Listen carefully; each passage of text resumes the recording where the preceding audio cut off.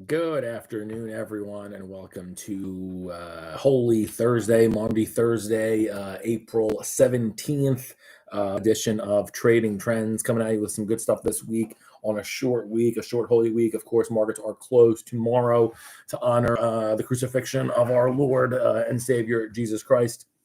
We will take a look at markets today. Interesting moves today. We'll get into the charts and show you what I mean. But today, really an international bit of a focus. I know there was more tariff rumors and there's going to be a deal with China and all this stuff.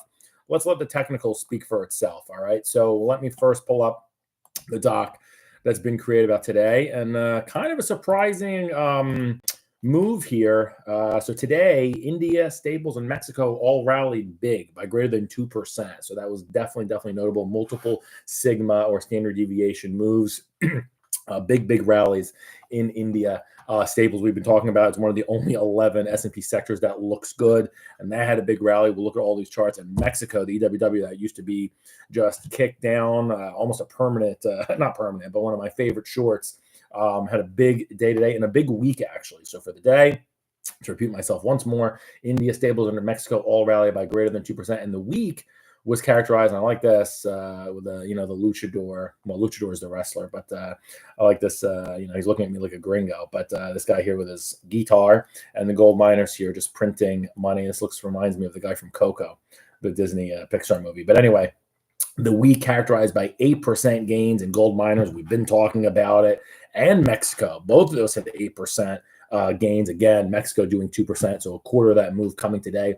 And Vol continues to swoon, down 9% this week. So let's break it all down, starting with the intraday chart of the SPDR, which of course is the financial term for the S&P 500 through the ETF.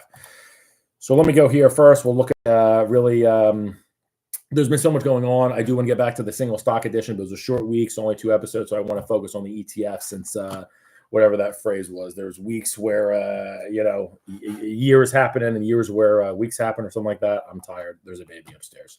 All right, so NVIDIA down 3%. Thing looks awful. It was getting absolutely crushed last night.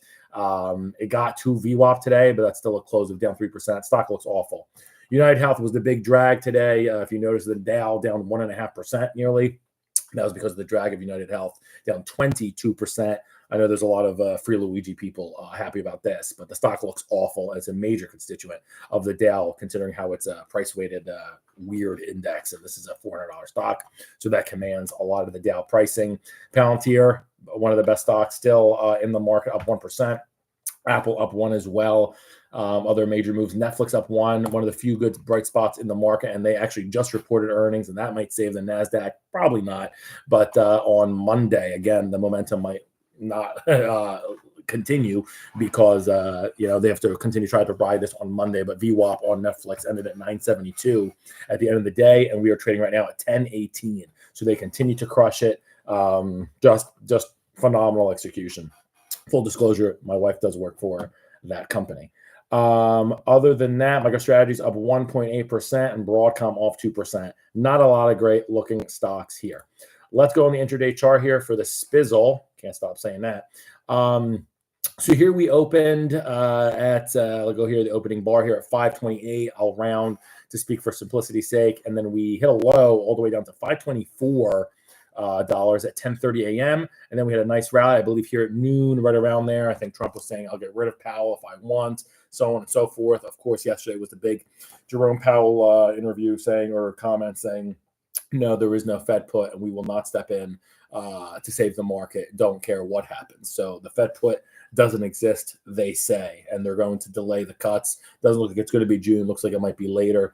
And Trump is saying that they should have cut it already. So there's divisions there at those ranks. And then meanwhile, at this time, Trump did say there would be a deal with China, and that took us to 2 o'clock where we hit a peak of 531. And then they sold it off towards the end of the day here. Didn't want to hold on risk, it seemed, going to the long weekend. We traded below VWAP, closed below VWAP, actually. VWAP was 528. We ended up trading and closing at 527. So not, amazing trading, but Vol did come in today, and you did overall have a market up just marginally. So as I zoom out here and we look at our near-term calls, we've been talking about we're in a minor bullish accumulation phase I expect to last for just a couple more days. Here's the problem. It's only going to take you to about 543. And I'm specific there because that's essentially outside of that crazy day when we went from 493 to 548 in a day.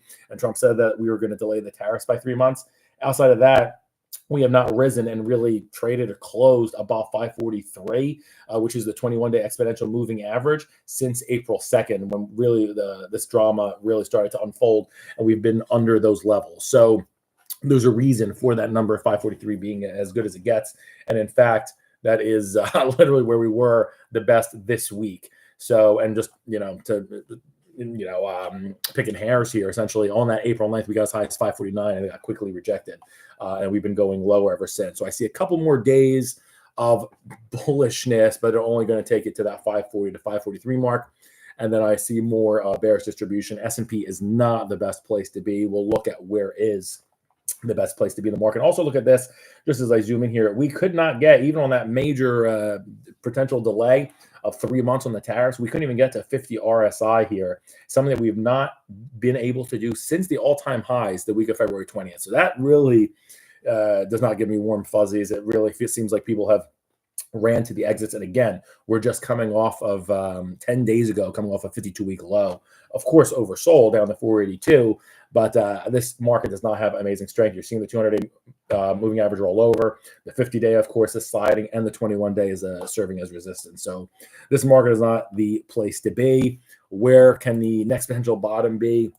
As we're looking at, kind of ugly levels, I would say, into early May. Of course, we have the adage, sell in May and go away. I think it might exist for real this year. We've kind of defeated it in years past with a, this permeable kind of market, but this doesn't look like the case. So going forward, in terms of the low of what I see in early May, of course, it's very difficult. The analogy is driving with the wipers off and you're going in a hailstorm. About 515 or so, I could easily see us getting to that point. Potentially visiting lows. Doesn't look like it's done yet, but I see, maybe a little bit more, like I said, upside to 540. It's going to get to Chembade from that, and then I believe we continue to go lower. All right. Probably right around to that 550, maybe right around to that 510, 515 mark, kind of coinciding with those Yen-Mageddon lows on August 5th as the market tries to find its way. All right, let's look at stuff. It's frustrating. I hear you. If you have a ticker or something, put it in there. I'd love to take a look. Market's doing all kinds of things as we speak. All right, so let's take a look now at what was multiple Sigma movers this day today. India up 2%. Really pay attention to where investor dollars are flocking here and what's been going on. All right, so India, you look at that chart, not a superstar by any stretch of the imagination. Hit its highs September 26th, and then really no reason to own this when the Fed cut. A lot of things happened when the Fed cut on December 17th. India was really an obvious sell.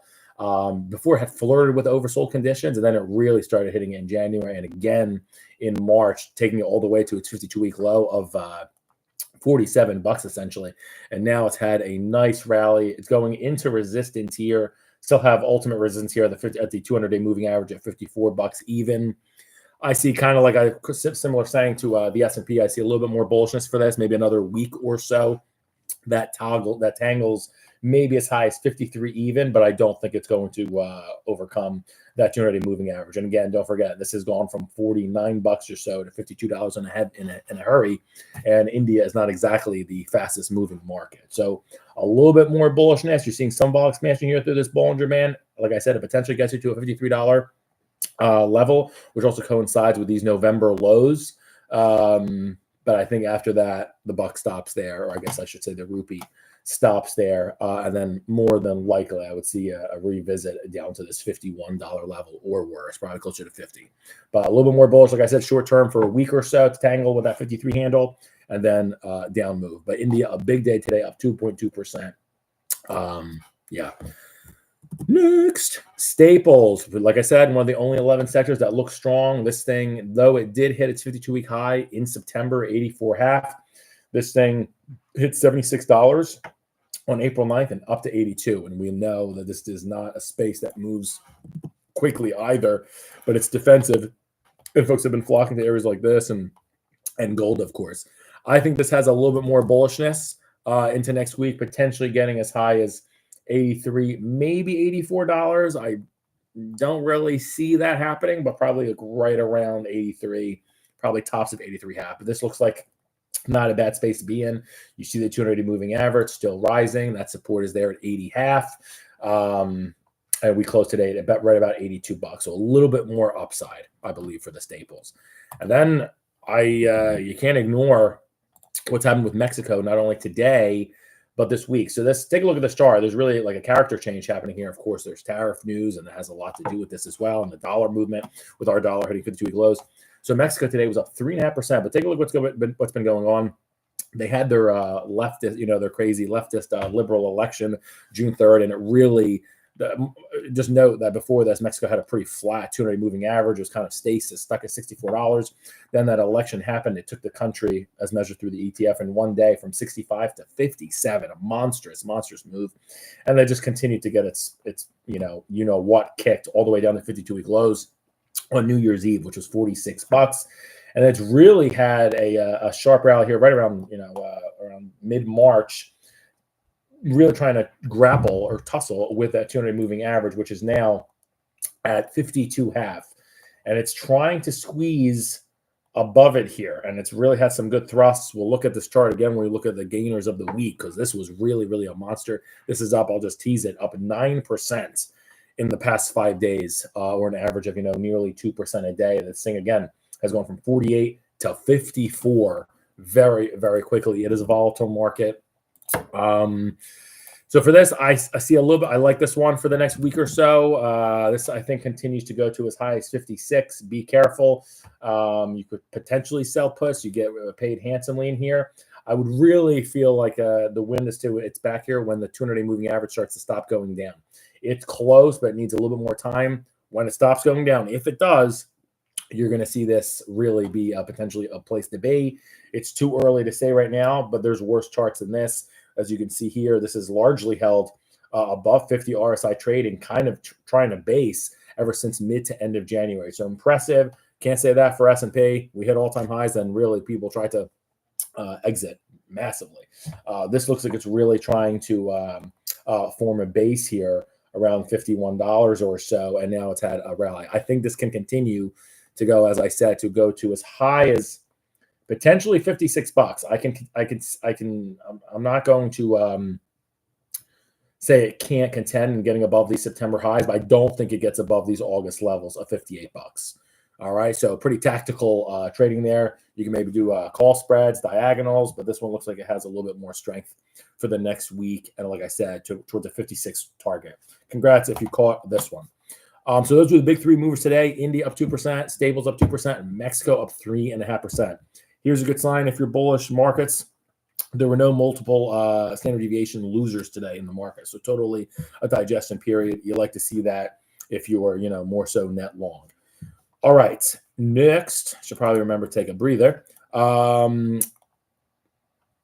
three gainers of the past 5 days, no repeating in charts.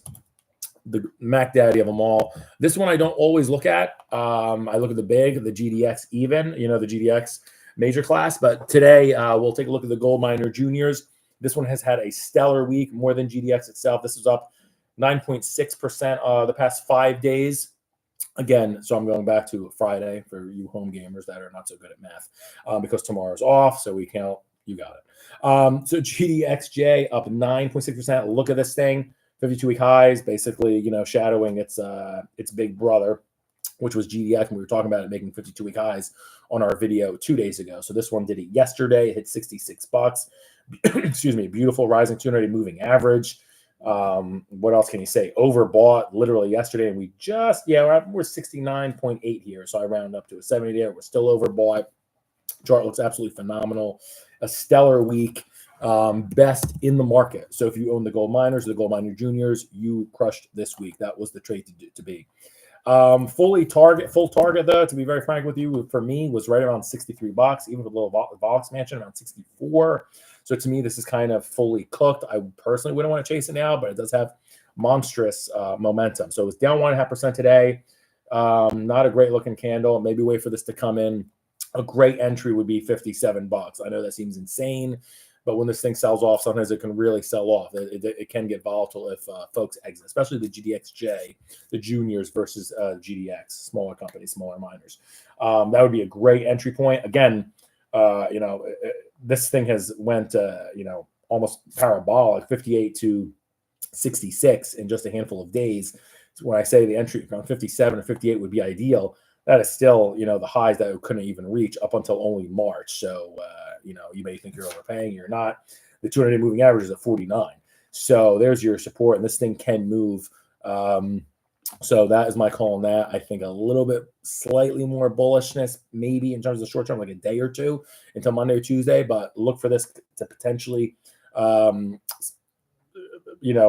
consolidate just a tad to give folks an entry right around that 57, 58 level. And then you might want to do, derivatives play in terms of call spread. You see what it pays, but you could do at that point, if it does get there, you could sell some 55 puts in May expiry. You can also buy call spreads if you want a net debit type strategy. So there's different things you can do. With gold miners, kicking a dead horse here. Everyone should be thinking and talking about it because this is where the money is flocking to. So gold miner juniors, the best week of all ETFs, up 9.6%. Second best ETF of all. We just looked at it, but we'll do it again just to, really double down on it. Mexico up 9%, right behind gold miner juniors. So notice the chart. Gold miners, superstar. It has been a superstar and continues to be. Mexico not, and they flocked into it this week. And you always got to notice when something closes above the 200-day moving average, and it's done it now for 2 days in a row. I like to see this continue into the end of next week. Probably needs like another, let me see, we're going down by 1 to 2 cents each day in the 200-day moving average. You get some bigger, inputs or higher closes above 55, and you're going to start to see that 200-day start to curl up. And then exactly like we exited a lot of folks exited the S&P, when you got a 200-day moving average curvature going down, 52-week lows quickly followed. I'm not saying immediately that's going to happen here, but you got to see that several closes above in this nature, above 52.5. We've gotten 2. You need more than that, and then a breakout above $55, and then this thing could be headed. It's too early to say, but this could be headed towards $70. So this looks interesting to me. Mexico, it's a little bit early, but watch this space. It's had a huge week, and this thing's been a dog, as we know, in the past year. And then something we've also has been a big dog, XOP, the third best week of any ETF, up 7.5% this week. A bit of a dead cat bounce. It was up 3% today. This thing's just coming off the 52-week lows after having, a week or not a week, I'll say 5 days here of being oversold. This thing hit its absolute low of $99 8 days ago. So this thing has gone from 99, pretty vertical to 112 here. Now what? So as you can see, the 200-day moving average above there at 135. It looks very heavy and just, going south.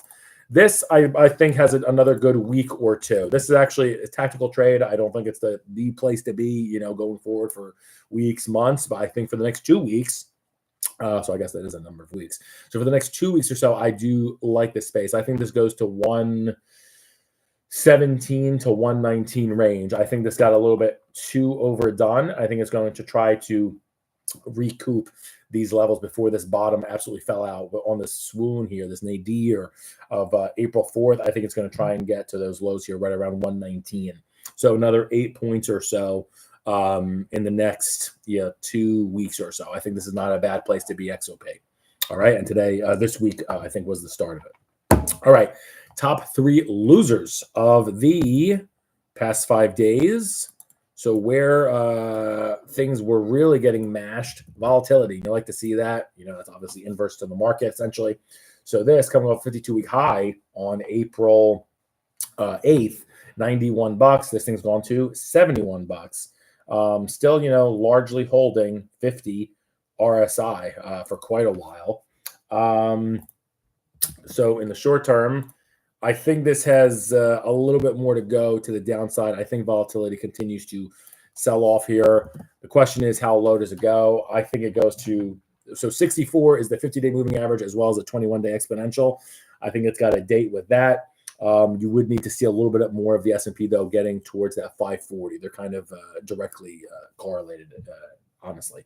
So I would look for that again. So $64, I think it visits that in the next week to 10 days or so. And that would be a drop of around 7 points or 10% from here. Again, vol is through this asset is down 9% in the past 5 days. I'm calling for essentially that over the next week. Be careful. It's a tougher call as the market S&P is not the place to be. This is essentially the price of puts in the S&P, and I still think they're bid. So I think that 64 will hold. Unfortunately, the 200-day moving average is down here at 49 and curling higher. So there's where your absolute support is. I don't think that's in threat anytime soon, unfortunately, for bulls out there. Next loser, as we're racing through this here, was natural gas. So vol was down 9% this week. Natural gas down 7.5%. Today, you notice, was pretty much unch. But this has had a nasty case of sales here. We were talking about this, I believe, 2 days ago. I said, look for this debase. I think it's got a date with right around 17 even. And we have actually, in fact, we hit 1682, the low yesterday. And then we rallied a bit to 17.5 today, and then it closed unch. Your 200-day moving average is kind of just a dead flat line here. That is a doornail at 1628. We'll call it 1630. I think this basis this week, be careful. I don't think this one immediately just props up, but I don't think it's the worst place to be. I think there's actually a fine entry at 17 even. And the target, if it actually does get strength, would be, honestly, I think this goes to 19. So that would be a heck of a pickup from 17 to ride that to 19. You could do 17, 19 call spreads. Be careful with the UNG calls and options in general. They're generally on the cheaper side. So right size the positions appropriately. Stuff I like, again, you could do potentially 1x2s. So, buy one, sell two of the other. But I like potentially next week buying the 17s and selling the 19s. And again, this is a volatile space, of course, not gas. And there's definitely worse charts and worse markets that you could be in than that gas. But this week, ugly. The second worst place to be after volatility. So really, volatility is a negative inverse asset of the market through volatility. Natural gas really, in terms of assets, was the worst performer this week, down 7.5%. And then something not correlated to nat gas at all, but definitely correlated to everyone's portfolio. The Mag 7, a nasty week. It wasn't down as much as vol or nat gas. Vol, like I said, down 9. Nat gas down 7.5. The next biggest loser, so not a ton of sales this week. There's a lot of digestion in the market. The Mag 7 down 3.5% this week. Netflix earnings should help this a bit. But take a look at this. They've really exited. This is what I'm talking about through another lens. So the Mag 7 hit its 52-week highs on December 18th, the week that the Fed cut, right? So what happened after that? So the market, look at how interesting this is, and it coincides, and it's not magic. So again, you see a stair step, lower highs, right? Look what happened here. The 50 RSI trading has not happened, has not held since. Same thing for the S&P. So the correlation is obviously very, very tight due to the concentration of these heavyweights, right? We lost the 50 RSI, same exact as the S&P on the same day, February 20th, which is the day that the S&P peaked. And then here, really ugliness. 200-day was still rallying, and then now we are going lower. This just really started. So we were rallying 26, 27, 28. Right here, start to roll over April 4th. And while we're not going to 52-week lows immediately, that would be $36. This space does not look, swell right here. Mag's down 3.5% this week. Now, what do we see for it? I think it has, like I said, similar to the S&P forecast, obviously due to the correlation. I think this maybe has a day or two. I think Netflix earnings will help on Monday, the reaction to it. But I think this has maybe a day or two of bullishness left to take it towards 45. That would be on the most bullish side. And then after that, not so fun days. I think we go back to these levels where we are here, 42.5, 42, right around there. So not great. I don't like to see the sub 50 RSI trading. Basically means you get to almost parity and folks say, I don't really want to touch it. I'll look for something else in the market. And as long as that happens and you have the semiconductor picture, which clearly peaked last summer, and this is correlated and very much in bed with that basket of names, it's just not the place to be, unfortunately, for 2 months now going. So that is the story on MAG's top 3 trades of the past 5 days. If you were long gold miners, the bigs or the juniors, long Mexico and short vol, you absolutely crushed it.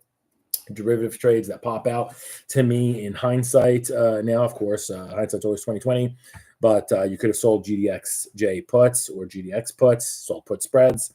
You could have sold EWW puts or put spreads, which we just recommended, as well as you could have sold VXX calls, especially when we were the week up 52-week highs on VXX. So that would definitely all those would have traded and paid you handsomely.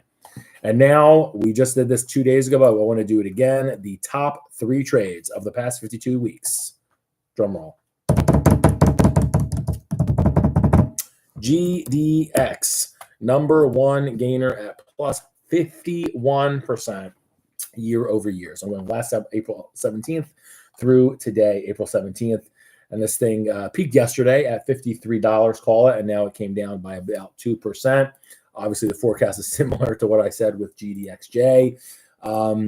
This one fully target in this near term, I have about $50 to $51, literally. So that's about it where it's trading here. A great entry is $46. Again, that's 10%, 12% off from where we are here. You might want to give it 2 weeks or so. Ideally, you want to have some folks clinging to the S&P 500, and then they exit, an ETF like this, and that would be your your entry. But just an amazing performance, great looking rising 200 moving average. What can you say? But a good entry, like I said, for this is $46. This is your absolute, and $46, by the way, is levels just seen for the first time 2 weeks ago. So some folks would say you're overpaying, some say get it now and chase it. This thing has, again, just gone from 40 to 53 in just a handful of days, to be exact, 9. So be careful. Trees don't grow to the sky. So, but it's the best gainer since last April. Congrats. Literally, the 52-week low is last April 23rd at $32, and now we're talking 51. Gold miners are the place to be. And that doesn't look to change. Number 2 is a little bit interesting and a little bit of a flip-flop from what we had on the video on Tuesday. Your second biggest winner, and this is good to see because I'm long Bitcoin in a few accounts, is IBIT. IBIT is up 39%. Just one quick note about gold itself. Gold is up more than IBIT, less than the miners. I want to have uncorrelated as much as possible. I know digital gold, Bitcoin, and versus actual gold. But I don't want to double up and have gold miners coverage as well as gold, silver miners, silver, copper miners. I don't want to go through all that. So when I have GDX, it kind of covers the whole yellow metals complex. Next is IBIT, the second best returner year over year. So this was a little bit messier. This didn't have the 52-week low exactly last April and highs this week. Very different story. These guys hit lows through IBIT. Again, we're not talking specifically Bitcoin, but IBIT hit lows of $28 back on Yen-Mageddon August 5th, which seems like it was years ago, not just 8 months. And then it hit its highs, the week of the Fed cut. Really, really huge things in the market those weeks. You should really, anchor VWAP. And you should really look at things based on that August 5th, December 17th, and then March 4th, and where we started crawling over from the 200 moving average. Those are really important things. You want to see if those hold, break, bend, or contract or expand. So here for the IBIT, still largely holding its 200 moving average. It had a couple scary days here, honestly, just very recently, and then a large thrust up on April 9th. Now what going forward, as this is the second best ETF of the past year? I think here's, good and bad. I want to say, I think I talked about this a couple days ago. I think it's got more to go. See how it trades this Holy Weekend. This looks like it wants to get to $52. I think it wants to get to 51. I think it wants to break 51 and get to 52. But the thing is, that's it. I do not think it's going to go any higher than that. That is all. And then it'll probably move back down towards where we are currently at 48. So, like I said, I think this gets to 50. Let me put my cursor here. The resistance at $52 is just something we haven't been able to hold since February. And I don't think we're going to do it here. Again, we've also just rallied from 44 to 48 or 10%. It's Bitcoin's young stallion for the most part. and continue. I do want to see it squeak out, and this is important, and I think it will, but it's contending with 50 RSI, something it also hasn't done since January. So I needed to see not just hang in there and, average 8 points a game and 2 rebounds and 1 assist. I need to see superstar type performance of what you would expect from the second best ETF performer of the past 52 weeks. And that's what I think it is actually going to do. So I think this, as I said, I think we're looking at a 51 handle on this. I know it doesn't seem maybe crazy, but that's, it's trading $48 now, and that's a pretty good move to get to 51. And this 200-day moving average will still continue to be support, and it would be a really kind of a character change, in my opinion, in the medium term, because it would be above 50 RSI, and really it's that tug of war, and folks saying they want to buy it or sell it. You saw what they're doing the Max 7. They say, pass. Bitcoin, there's still bidders there. And it's Bitcoin, best returning asset, come on, for like 15 years now, since its inception, essentially, minus 3 or 4 or 5 horrendous years. Don't short a superstar. This thing has a wind to its back. It's just not what it seems. It doesn't trade like what you think. Like 2 Thanksgivings ago, everyone said, with consensus, the thing's going 100K, and went all the way back down, I think, to like 60K. The Trump crypto reserve thing, it's going to take it to new highs, and it didn't.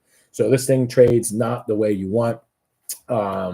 I do think it has a nice week, though, next week that lifts it to about $52 or so.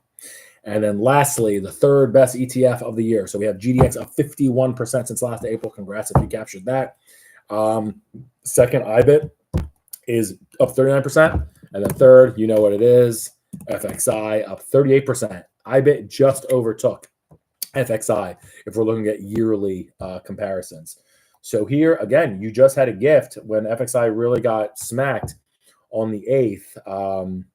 This was oversold, and that really was like an easy trigger to buy, because it had a rising 200-day moving average. It's not like the S&P, where it was kind of still the rip environment. This is still a buy the dip environment. So flat day to day, literally down a nickel of a percent. I think this might have a couple of days of strength next week to get it towards that 33.5 to 34 marker, and then potentially a little bit more selling that gets you down to that 32 handle. That will probably serve as a good catalyst and a great entry opportunity for folks if they're not yet in China. Again, your support is at the 200-day moving average. That's at 30.70 now. So a couple more good days, I think, for this. Maybe just a handful, like Monday, Tuesday, and then it'll take it to 33.5 or so, and then traverse and most likely go back to these levels. So that is the theme of the year. Gold miners, IBIT, FXI. What U.S. exposure do you have there? Is that NVIDIA? Is that, Apple, Microsoft? No, not at all. It's BABA. It's MicroStrategy, or it's called Strategy now. And then GDX, which gets a little messy because it's all kind of like Anglo Ashanti and all those different, mining companies. So Apple is not the place to be. SMH, not the place to be. Real estate. You really have to pick your spots. And right now it is clearly gold miners, Bitcoin, and China. Doesn't change. Other than that, have a great Holy Weekend. Bring someone, go to church on Sunday. Bring someone there to church on Sunday. God bless. Love you guys. I think also hit my 1-year anniversary on this thing, which is cool. I'm glad I started this thing and will continue to do so. And peace. Happy Easter.